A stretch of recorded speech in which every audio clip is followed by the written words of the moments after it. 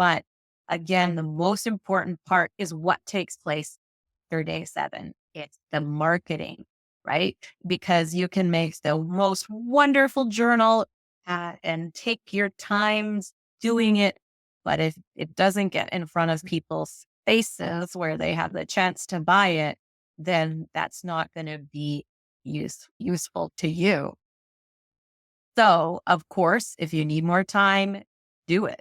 But keeping on the schedule will really teach you how to keep moving, how to stop overthinking, going through it. I always have shared this story, and if you guys have heard it, I think it's good. When I was a little more nervous about public speaking and speaking on video or doing things like this, I would be a nervous wreck before. Not really anymore. I wanted to do something to improve my speaking skills, and I didn't want to join some public speaking thing where I was going to make speeches or something like that, like Toastmasters, which I hear is a fabulous program. But it wasn't what I wanted to do. So I signed up for a stand up comedy class, and it was like 12 lessons, maybe, I think. And the goal was at the end, you would do a 5-minute stand up set in a local comedy club.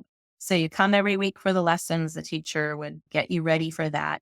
And then you do this. And it was the whole group, but it was a whole night. There were other comedians who are more experienced to open up the show. And then you invite your friends and they come. And so in this course, I don't remember the numbers specifically anymore because now it's a few years.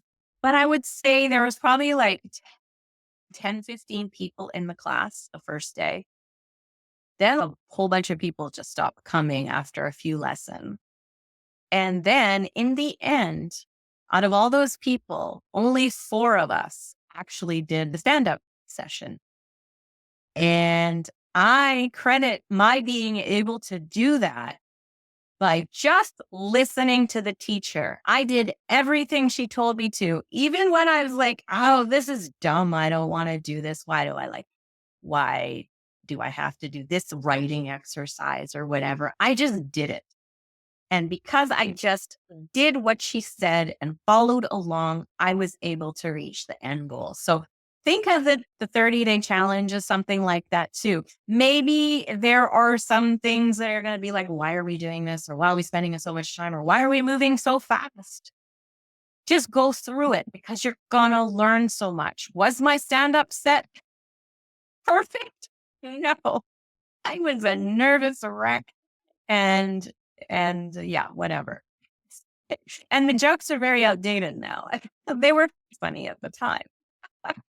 But it that was the beginning of being more comfortable speaking in front of people. I didn't do another class. It was never really my intention, but I could have, right? I could have built all my skills from there. But I improved the skill of speaking as opposed to comedy by doing that. So that's what you're doing here. You're learning to create a product, get it done fairly quickly, not overthink, and learn to start marketing it and growing your audience and going through that.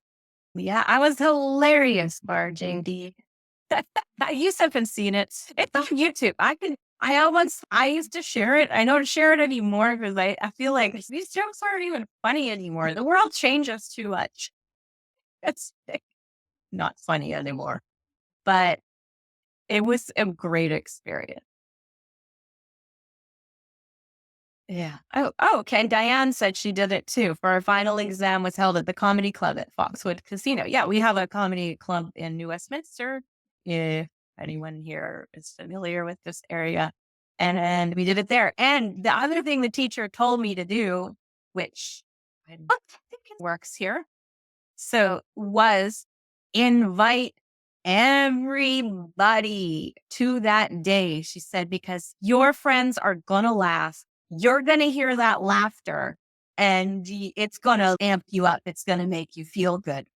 I'm introverted and I'm not super, super social, but I tapped into as many contacts as I could and had friends bring friends. And I had the biggest crowd there. That doesn't mean I was the best comedian. And I had the biggest crowd because I brought them. And it really did make a difference. I think I had 25 or 30 people in the audience. So here we are not inviting your friends and family to watch you do this, but we have each other. So we have the ability to hype each other up. So I think that's why it's good for you guys to encourage other people and read their posts, leave comments for them. And then that's going to happen to you as well. And that's going to motivate you and really seeing what they're working on, because it's going to also help you maybe clarify some things that you want to do. Also, these people that you see them doing stuff, maybe it's in a similar market to you. These could be potential partners on a specific product, a project, podcast. You could interview them. You guys could do a webinar together. Lots of different things you guys can do.